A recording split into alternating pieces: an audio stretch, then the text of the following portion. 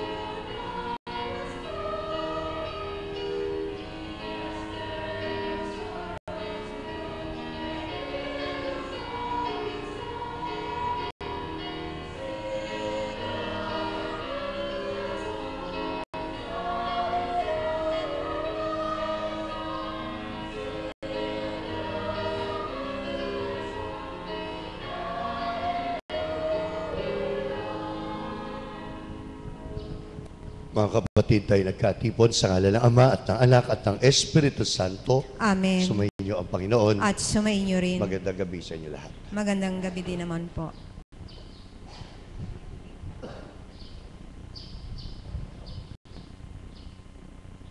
Ang pagiging anak ng Diyos ay nangangahulugang tayong lahat at hindi lang ang iilan.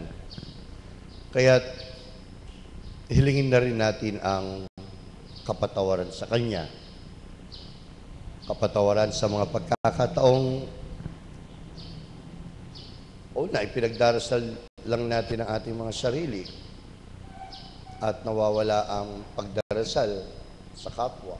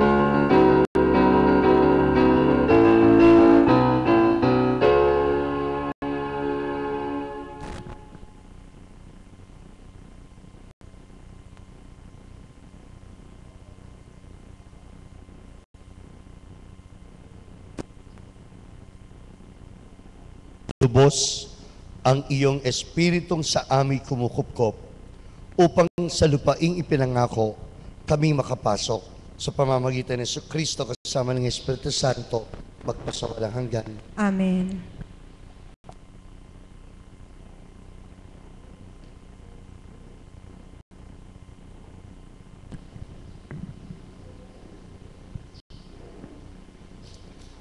Pagbasa sa aklat ng Deuteronomio. Nagsalita si Moises sa bayan. Itinanong mo sa mga lumipas na panahon na una sa iyo. Simula nang lalangin ng Diyos ang tao sa lupa, magmula sa isang dulo ng langit hanggang sa kabila, ay may nangyari na bang isang bagay na sindakila nito? May narinig bang kamukha nito? May isa bang bayang nakarinig ng tinig ng Diyos na nagsasalita mula sa gitna ng apoy, kagaya ng iyong narinig at buhay pa hanggang ngayon? Mayroon bang isang Diyos na lumabas upang humanap ng isang bansa sa gitna ng iba? Sa pamamagitan ng mga pagsubok, mga tanda at mga kababalaghan at digmaan ng kanyang malakas na kamay at nakaunat ng bisig at sa pamamagitan ng mga bagay na kapag ninilabot kagaya ng lahat ng itong ginawa sa inyo ng Panginoon ninyong Diyos sa Ehipto sa inyong paningin. Lahat ng ito ay ipinakita sa inyo upang mabatid mo ang Panginoon ng Diyos at wala nang iba pa. Mula sa langit ay ipinarinig niya ang kanyang tinig upang turuan ka, at sa lupa ay ipinakita niya sa inyo ang kanyang malaking apoy, at narinig mo siyang nagsalita sa apoy.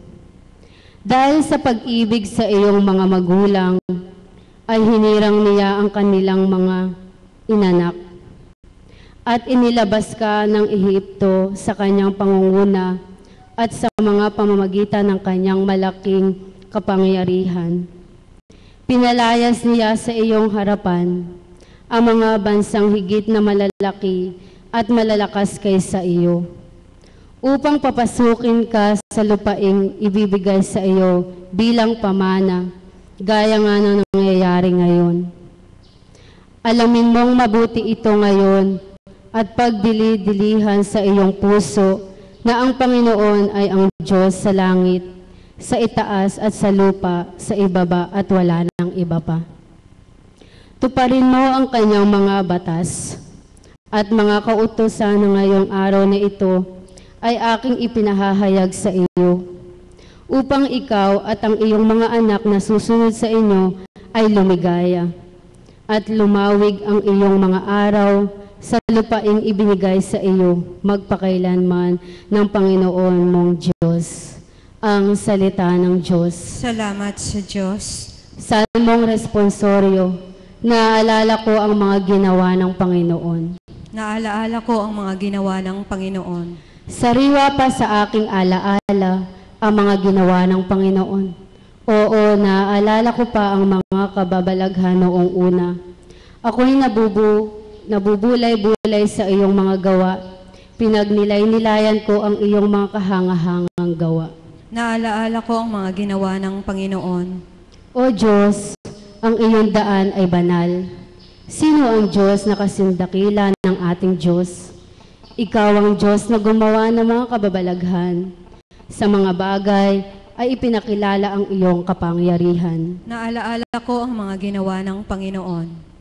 Sa malakas mong bisig, tinubos mo ang iyong bayan, ang mga inanak ni Jacob at ni Jose.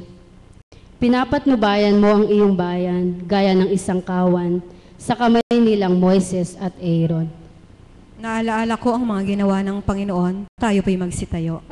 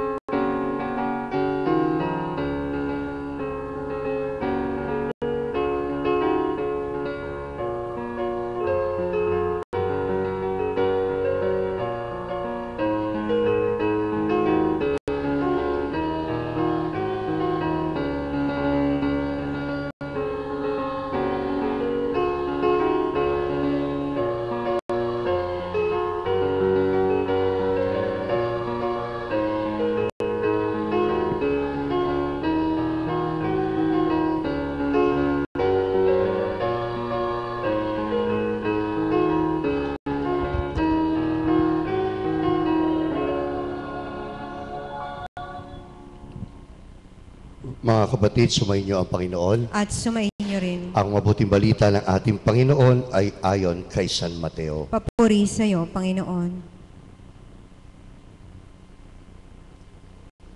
Nang panahong yon, winika ni Jesus sa kanyang mga alagad, kung ang kapatid mo ay nagkasala sa iyo, pumaroon ka at pangusapan mo siya ng nag-iisa. Kung pakinggan ka niya ay nakuha mo ang iyong kapatid. Kung hindi ka niya pakinggan, magsama ka pa ng isa o dalawa upang ang lahat ng mangyari ay patotohanan sa pananalita ng dalawa o tatlong saksi. Kung sila man ay hindi niya pakinggan, isumbong mo siya sa iglesia. At kung ang iglesia man ay di niya pakinggan, ipalagay mo siyang tulad ng hentil at publikano. Tunay na sinasabi ko sa inyo na ang lahat ng inyong talian sa lupa ay tatalian din sa langit. At ang lahat ng inyong kalagan sa lupa ay kakalagan din sa langit. Sinasabi ko rin sa inyo na kung ang dalawa sa inyo ay magkaisa dito sa lupa sa paghingi ng anumang bagay, ito ay ipagkakalob sa kanila ng aking amang nasa langit. Sapagkat saan man magkatipon ng dalawa o tatlo sa pangalan ko, ako'y nasa piling nila. Ang mabuting balita ng ating kaligtasan. Pinupuri ka namin, Panginoong Hesukristo.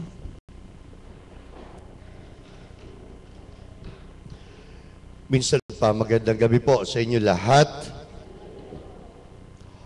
Ano ang sabi ng ating ebanghelyo ngayon?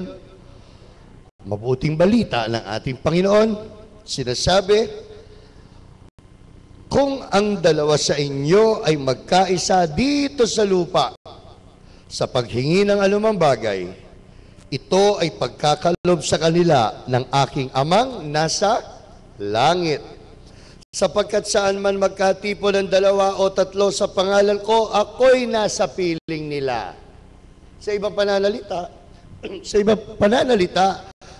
nasa piling ba natin ang Panginoong Diyos ngayon o wala?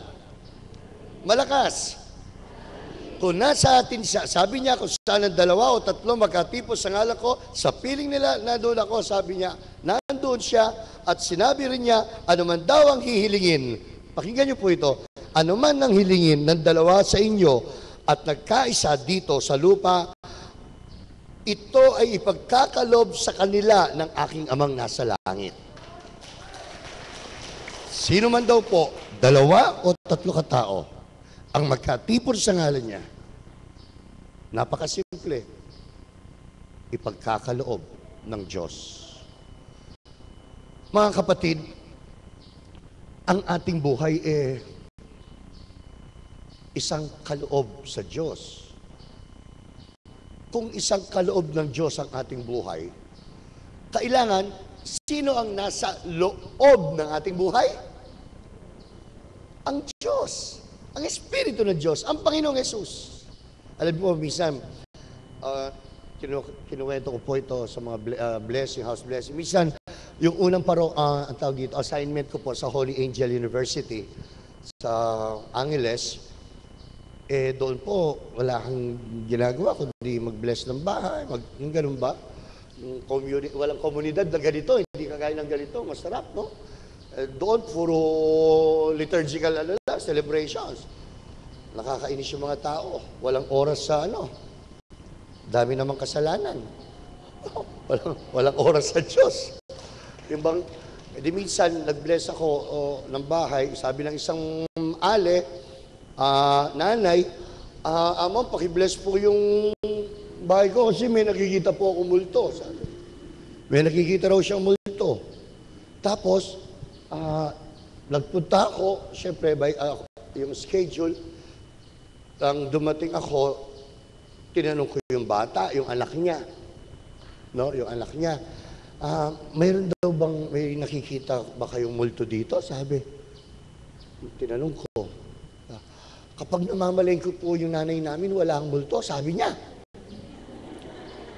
Kapag daw namamalengke ang nanay niya, wala raw ang multo. Ibig sabihin, ang nanay niya multo.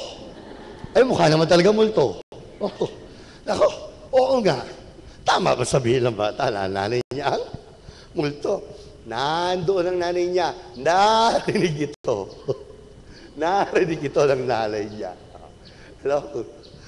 Talagang, ikaw ang pasanin ko sa buhay, sabi doon sa anak niya. Although hindi ko alam, pabiro, sinabi, sana naman, ang isang tao, dahil ito, ang buhay niya ay kaloob ng Diyos, marapat lamang na ang loob ng tao ay ang Diyos at hindi ang mga multo sa buhay natin. Mga multo, alin po ba mga multo? Nakakita na po ba kayo ng multo? Hindi pa raw pag nagsasalamin kayo, minsan may multo eh. Di ba? Kapag nagsinungaling ka, multo yan, may nagmumulto sa'yo. Nagmumulto ang? Ano? Ang kasinungalingan. Oo. Di ba? Napaka-simple lang yan. Kapag nandaraya ka, naku, mumultuhin ka. Wala pandaraya. Gusto po ba nating nakikita yung mga multo sa buhay o hindi? Hindi. Kaya nga yung mga asawa nyo, kapag nag-aaway kayo, hindi ayaw nyo silang makita eh. Mga multo yan. Multo, hindi ang asawa. Multo ang pag-aaway. Hindi ang asawa mismo. Kaya nga, sa ating ebanghelyo, ano raw ang gagawin sa taong nagkasala? Ano po? Kausapin siya. Kausapin siya. Bakit kailangan muna natin siyang kausapin? Ang tao by nature may kalooban. At sino ang nasa loob ng tao? Ang Diyos. At kapag kinausap siya, hayaan mong lumabas uli sa pamamagitan ng Espiritu, banal na Espiritu, ang nasa loob niya. Kaya't ang tao ay kinakausap. Ang tao ay kinakausap. Ito po ang unang magandang punto na maaari nating baunin at maaaring gawing puhunan, gawing paninindigan. Alam niyo po, isa kayong komunidad dito. Napakaganda. Kumbaga ayan na naman yung Kapampangan, makayama. Wala, yung term ko, hindi lang higit sa nakakaaliw. Bilang kapatiran, isa sa panggagamot na maaari nating gawin sa ating mga kapatid ay ang ano po? Kausapin. Ang tao ay kinakausap. Hindi siya pinag-uusapan. Ang tao ay kinakausap. Hindi siya pinag-uusapan. Ito ang unang punto, napaka-praktikal. At, alisin na muna natin yung mapapala natin. Ano bang mapapala natin? Personal. Naku, tataas ang paningin nila sa atin. Mabibilib sila sa atin. Alisin na muna natin yun. Nakatataas naman po talaga ng pakiramdam yung kapag you win your brother or your sister's heart. Napakasarap. Kapag nakuha mo siya, kapag naibalik mo siya, napakasarap. Ang pinag-uusapan, theologically speaking, kung pag-aaral sa Diyos sa pinag-uusapan, kapag nakuha mo siya, wala ka ng ibang naibalik sa Kanya kundi ang Diyos mo. Amen? Yan ang kagandahan. Ito ang malalim na pagpapahalaga sa isang taong kinakausap. If you win his or her heart, it is only the Lord who wins. Ang Panginoon lang ang nananalo. At hindi ang multo. At hindi ang masama. At hindi ang pananatili ng demonyo na nasa tabi-tabi lang natin. Na anumang oras, pwede tayong patayin, kainin. Sabi nga ni San Pablo, ito ang unang napaka-sarap nating pagmunihan. Na sa ating mahal na kapwa at kapatid, tunay at kailangan natin siyang kausapin.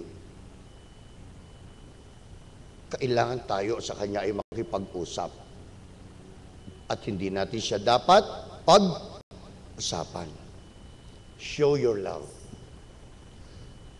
Show your true concern. By personally talking wholeheartedly with your brother or sister. Kapatid kita, kahit anong mangyari, di kita pababayaan. Kapatid kita, kahit anong mangyari, hindi ko hayang nakadapa ka sa kamalian. Kapatid kita, hindi ko hahayang hindi manatili sa iyo ang ating pinanggalingan. Wala nang iba, kundi ang Diyos na ating sinasamba. Kaya nga, ito ay isang uri ng panggagamot. Gusto niyo pa mamanggamot o hindi? Gusto o hindi? Ay, sila, masarap sarap manggamot eh. Isa sa maaari natin gawing himala, panggagamot, wala nang iba, kundi gamutin ang hindi lang ang katawan, kundi ang kaluluwa ng ating mahal sa buhay. Amen? Anak man yan, no? Give time. Bigyan niyo pong oras. Anak niyo man siya, asawa niyo man siya, kapatid sa dugo, higit sa lahat, kapatid sa pananampalataya. Nako, wala nang ibang magandang paraan ng ating kapatiran kundi ang pagmamahal na igagawan sa pagliligtas ng isang kaluluwa na kung saan nawawala ang Diyos sa Kanya. Pangalawa, hindi naman talaga natin dapat itapon ang tao eh. Hindi. Sabi ko po sa inyo, sabi ko na to, ang tao na nagkasala o hindi tinatapon ang taong nagkasala, kundi ang gawain niyang masama. Yun po ang tinatapon. No? Halimbawa, para tayo, asan yung mga mahihilig sa burloloy dito? Burloloy, yan, yung ganyan. Dito, tawag doon, pulseras, relo, ayan, burloloy, earrings, no? Necklace, burloloy ang tawag ko dyan. Ang daming kumisan sa atin, no? Ang daming mahilig sa burloloy. Nakakabigat. Hindi ko alam ako. Ayaw ko lang ganyan eh. Sa akin lang, no? Ayaw ko. Ayaw ko nang may relo. Ayaw ko nang may... Basta. Basta... Heto ako, heto. Parang ganun ba? Kumisan may mga burloloy sa buhay eh. Pampabigat. Ang mga kasalanan ay pampabigat sa buhay. Tama o mali? Tama. Naranasan ko na rin po magkasala. Ang bigat-bigat ng kalooban ko. At alin ngayon ang aalisin? Aalisin ba ang kalooban ng tao o nakapagpapabigat ng kanyang kalooban? Ang nakapagpapabigat ng kanyang kalooban. Ano yung nakapagpapabigat ng kalooban? Ang mga kasalanan. Huwag mismo ang taong may kalooban ang itabi mo, kundi ang mga kasalanan na gawa niya. Yan ang itabi, yan ang alisin, kaya kinakausap. Kaya nga kapag kinausap mo siya at nanalo ka, inalis mo ang masama sa kanya. Hindi siya na nagkasala. Hindi siya na gumawa ng kasalanan. Gusto niyo po bang mailigtas o hindi? Gusto. Sa tingin niyo po maliligtas tayo? Hindi.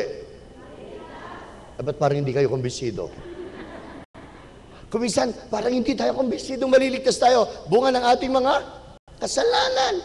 Hindi. Ang Diyos nga. Pero kung tutusin, kung kaligtasan ang pinag-uusapan, kung ang taong nagkamali ay pupunta sa impyerno, kung ang taong mabuti ay hindi nagkamali ay pupunta sa langit, saan po tayo pupunta? Kita nyo? Maulan na siguro ako sa impyerno. Kung yun ang basihan natin. Kung yun ang basihan natin. Pero kung magiging basihan natin ay ang Panginoong Diyos, ang pagmamahal niya, ang pagpapatawad niya, itinatabi niya ang ating mga kasalanan at hindi tayo. Kaya kung kaligtasan ang pinag-uusapan, tayo ay ligtas sa ngalan ng Panginoon Diyos. Hindi ang mga magagandang gawain natin, sabi ko nga po, ang magliligtas sa atin. Hindi. Alin ang magliligtas at sino magliligtas sa atin? Ang kamay ng Diyos, ang pagmamahal ng Diyos. Ang Diyos lamang ang ating daan, sabi nga niya, si Jesus mismo sinabi, ako ang daan, yan ang katunayan. Yan ang katunayan ng ating kaligtasan. Kaya ang gagawin natin ngayon ay ang pangalawang punto bilang kapatiran. Ano po yung unang punto? Ang tao ay kinakausap. Ano po? Anong gagawin natin ngayon bilang kapatiran? Pangalawang punto. Ano sabi ng Ebanghelyo? Pakinggan po natin uli. Sabi niya, sapagkat saan man magkatipon ang 2 o 3 sa pangalan ko, ako ay nasa piling nila. Sinasabi ko rin sa inyo na kung ang 2 sa inyo ay magkaisa dito sa lupa, sa paghingi ng anumang bagay, ay ipagkakaloob sa kanila ng aking amang nasa langit. When 2 or 3 are gathered in my name, siyempre, they are gathered in Jesus' name. Ano po? Sa tingin niyo po ba, bakit sila nagtitipon? Bakit ang 2 o 3 ay nagtitipon sa Diyos? Para sa Diyos. Upang sila ay tumawag. Upang sila ay manalangin. Hindi sa kanilang nananalangin para sa sarili o para sa iba? Para sa iba. Para sa iba. Napaka konkreto ng ating ebanghelyo. Napaka-detalye pa. Nagkatipon ng 2 o 3 dahil sa isang taong nagkasala. Ano ang gagawin natin ngayon? Pagkatapos natin siyang kausapin, ipakiusap naman natin siya sa Diyos. Ipakiusap naman natin siya sa Panginoon. Sabi ko nga, kuminsan po, nakokonsensya rin ako. Bakit? Parang hindi ko na pinagdasal yata sa sarili ko. O, unfair naman yata. Yeah. Hindi ko malaman kung kailan ko huling pinagdasal sa sarili ko. Kanina po, may nag-text. Among yung pong prayer meeting namin, canceled po kasi bukas na lang daw. Hindi na cancel bukas, kundi sa Friday na lang. Huwebes, tama, Huwebes. And then I suddenly, nag-reply ako, hindi po ako mahilig. Nag-reply ako, salamat sa info, sabi ko. Pero pwede, nakikiusap ako, sabi ko, sama niyo naman ako sa dasal niyo, please, sabi ko. Oo. Kanina po yun. Ang mahalaga, kapatid, yung kagaya ni Jesus, makalimutan natin ang ating sarili. lalong-lalo na, pakinggan niyo po ito, lalong-lalo na sa buhay, pagdarasal. Amen po ba? Lalong-lalo na sa buhay, pagdarasal. Ilan po ang kapatid ko? Bali, ako po'y bunso, 8 pa yung kapatid ko natitira. Alam niyo po, pag pinagdarasal ko sila, hindi ko alam, natatapos na pala ang 40 minutes. Oo, sa dami ba naman nila eh. Tigli 5 minuto na lang sila eh. Uuwi at uuwi sa mahabang oras eh. Opo. Ang mahalaga, pangalawang punto ng ating ebanghelyo, yun nga po, pagkatapos nating kausapin ang isang tao, ipakiusap naman natin siya sa ating Panginoong Diyos. It is but just an expression of affirmation and at the same time consideration in the eyes of God. Kasi nga po tayo bilang mga tao, kung minsan hindi natin maalis sa sarili natin na at hindi tayo makakumbinsi na tinatanggap tayo ng Diyos eh. Parang ganun po ba? Dahil sa mga pagkakasala natin eh. At ito ay isang marangal na gawain. Marangal na paghilom. Ano po?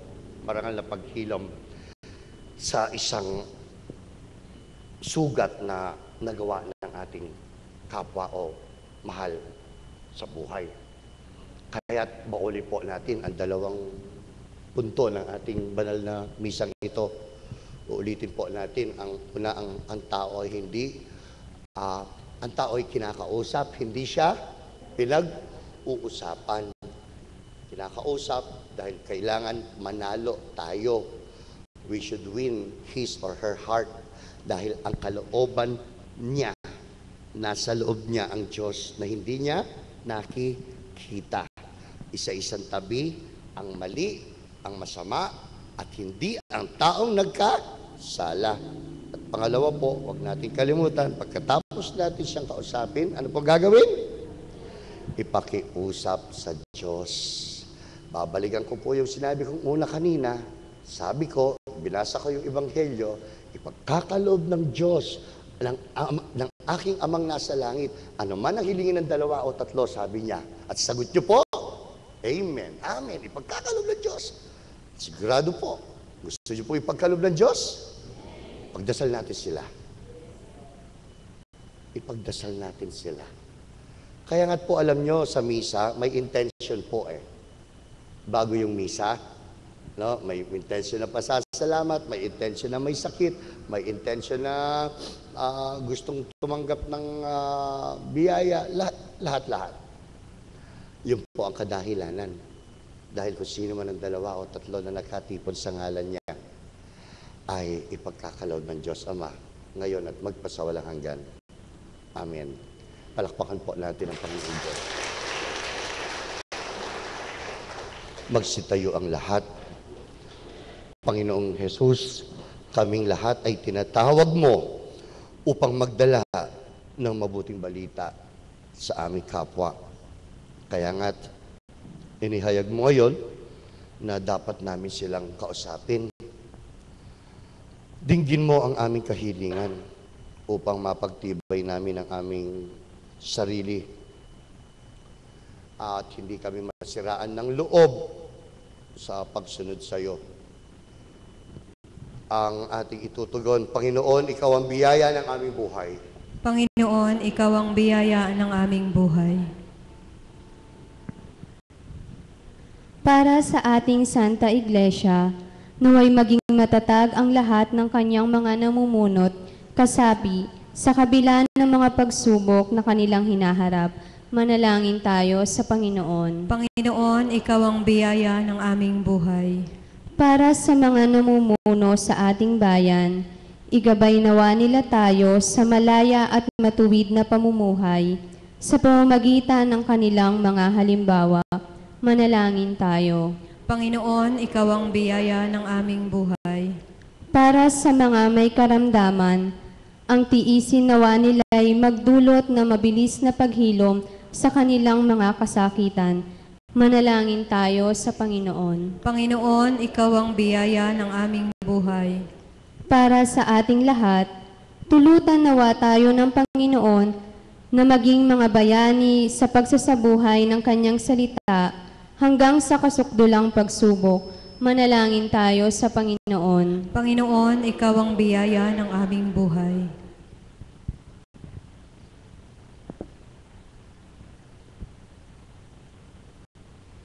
Lubos kaming umaasa, Panginoon,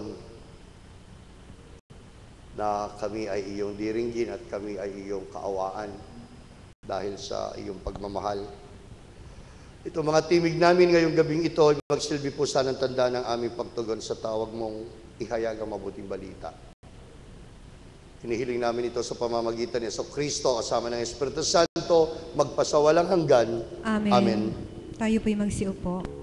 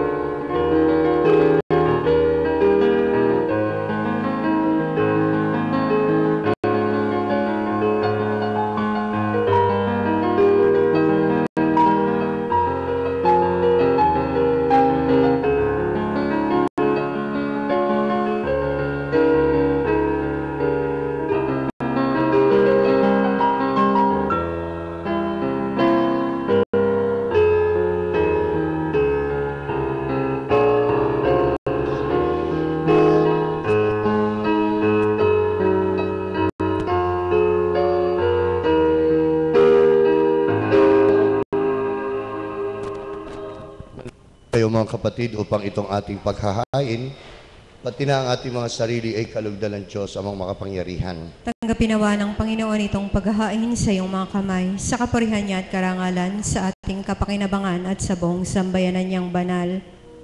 Ama naming lumikha, kalugdan po ang mga alay ng iyong anak.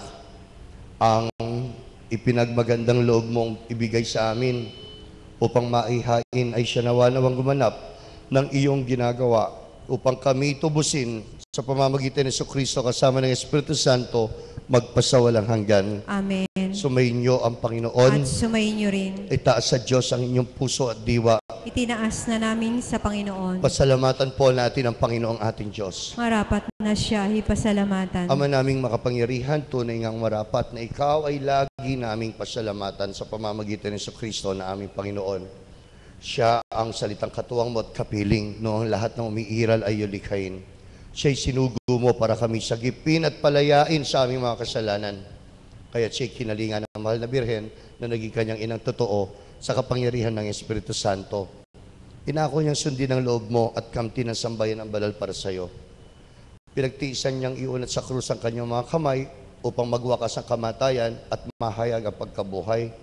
Kaya kaisa ng mga anghel na sisiawit ang papuri sa iyo nang walang humpay sa kalangitan, kami nagbubunyi sa iyong kadakilaan.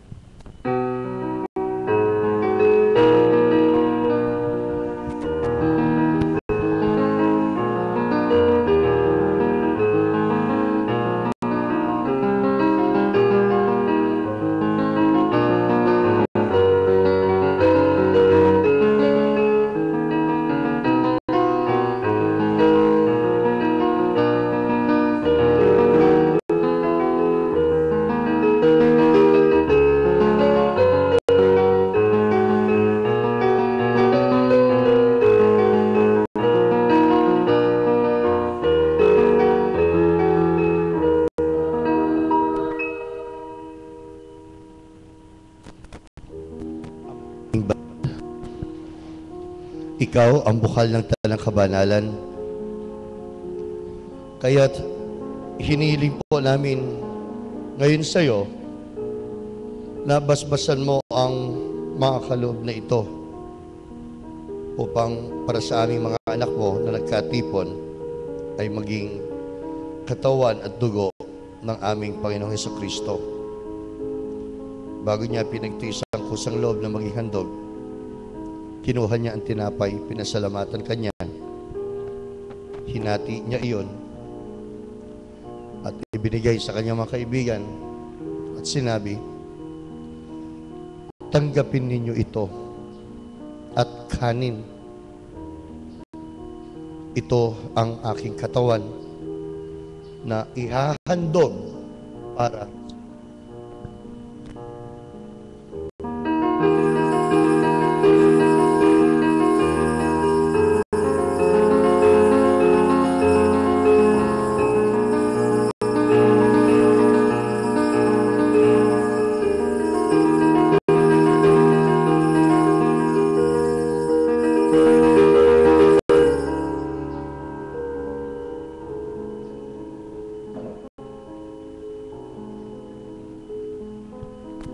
gayon din naman pagkatapos ng hapunan, kinuha niya ang kalis, muli kanyang pinasalamatan, Ama. Iniabot ang kalis sa kanyang mga kaibigan at sinabi, tanggapin niyong lahat ito at inumin. Ito ang kalis ng aking dugo, ng bago at walang hanggang tipan. Ang aking dugo na ibubuhos para sa inyo at para sa lahat, sa ikapagpapatawad ng mga kasalanan. Gawin ninyo ito bilang pag-alaala sa akin.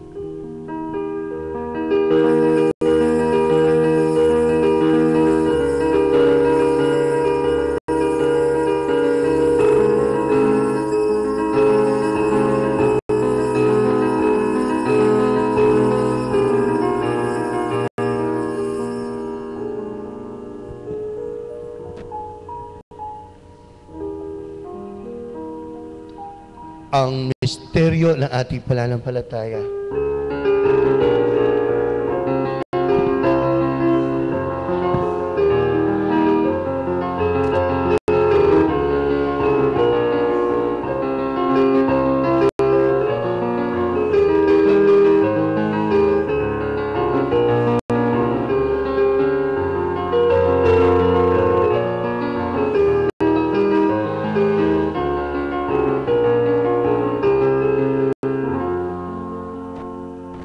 Ama, ginagawa namin ngayon ang pag-alaala sa pagkamatay at muli pagkabuhay ng iyong anak. Kaya tinihaalay namin sa iyo itong tinapay na nagbibigay buhay at itong kalis na nagkakaloob ng kaligtasan.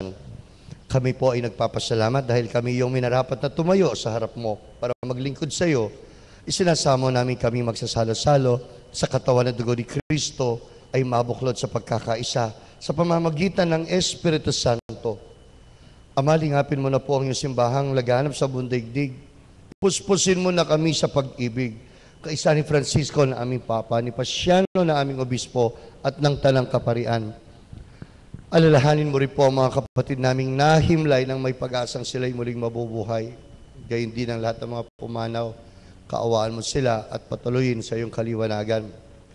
Kaawaan mo at pagindapatin kaming lahat na makasalo sa buhay na walang wakas.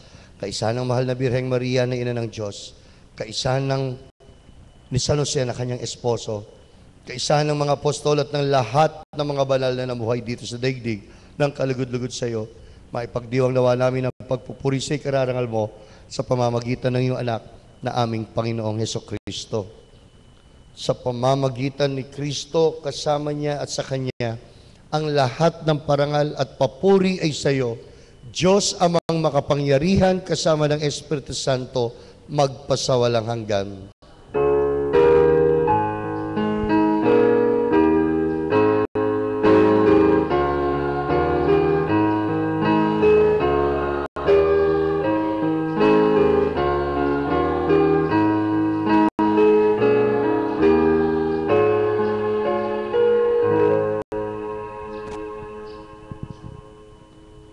Sabi ko nga, ang dasal na itinuro ng ating Panginoong Yesus, ang dasal na Ama namin, ay dasal nating lahat. Sama natin ang mga kapatid natin, yung hindi marunong manalangin, habang tumatawag tayo sa Diyos Ama.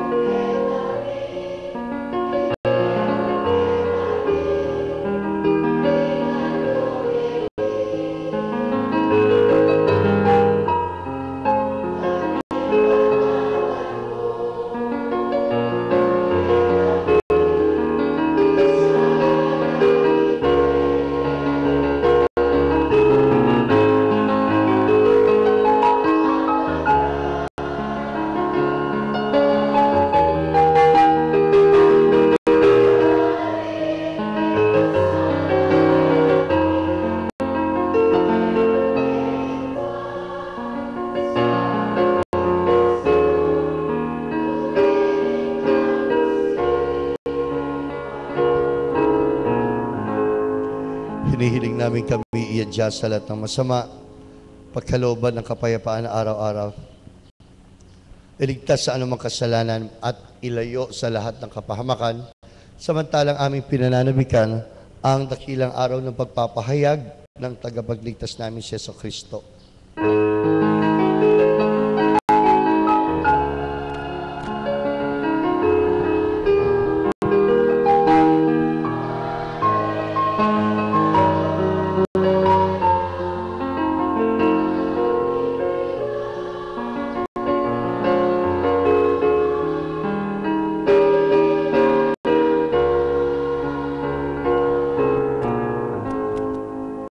Panginoon Kristo, sinabi mo sa iyong apostol, kapayapaan ang iniiwan ko sa inyo, ang aking kapayapaan ang ibinibigay ko sa inyo. Tunghayan mo ang aming pananampalataya at huwag ang aming mga pagkakasala. Pagkalooban mo kami ng kapayapaan at pagkakaisa ayon sa iyong kalooban, kasama ng Espiritu Santo, magpasawalang hanggan. Amen. Mga kapatid, ang kapayapaan ng ating Panginoon ay laging nasa inyo. At sumainyo rin. Ipakita natin ang ating pagkaloob, ang kapayapaan ng Diyos sa ating mga kapatid. Kapayapaan sa inyo lahat. Kapayapaan.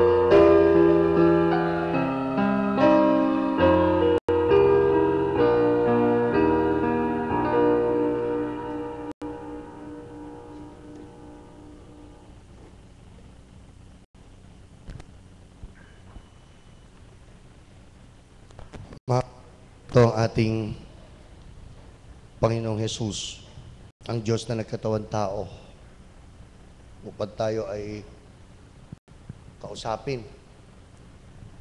at hindi upang hatulan ng kamatayan. Kaya nga sa pagdarasal niya, ipinakiusap niya rin tayo sa Diyos Ama. Mapalad po tayo. Tayong may Diyos na tunay na buhay sa ating piling. Tayong tumatanggap sa Kanya at kumikilala sa Kanya banal na hapunan. Panginoon, hindi ako karapat-dapat na magpatuloy sa iyo. Ngunit sa isang salita mo lamang ay gagaling na ako.